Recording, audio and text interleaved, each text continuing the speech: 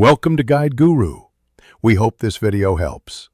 Start by measuring 2 cups all-purpose flour on a clean board and make a well. Crack 3 large eggs into the well, add 1 tablespoon olive oil and a pinch of salt. Mix gradually with a fork until a shaggy dough forms. Use your hands to bring the dough together, then knead vigorously for about 10 minutes until elastic and smooth. If the dough feels sticky, add up to 2 tablespoons extra flour. Form a ball, wrap in plastic, and let it rest at room temperature for 30 minutes before rolling.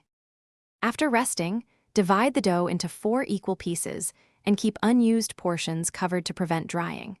Flatten each piece by hand, then run through a pasta machine or roll with a pin to between 1/16 and 1/8 inch thickness, depending on the desired shape. For tagliatelle, cut strips to 1/4 inch width. For pappardelle, cut wider. For ravioli, form 1-inch squares and fill. Dust all pieces with semolina or flour to avoid sticking, and arrange them on a floured tray separated so they don't fuse together. Bring 4 liters of water to a rolling boil, add 1 tablespoon salt, and drop in fresh pasta. Fresh shapes cook quickly in 2 to 3 minutes while dried takes longer.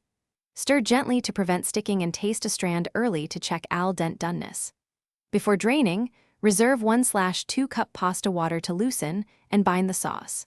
Toss hot pasta with your sauce over medium heat, adding pasta water as needed for a silky finish. Plate and finish with 30 g grated Parmesan and 1. Thanks for watching.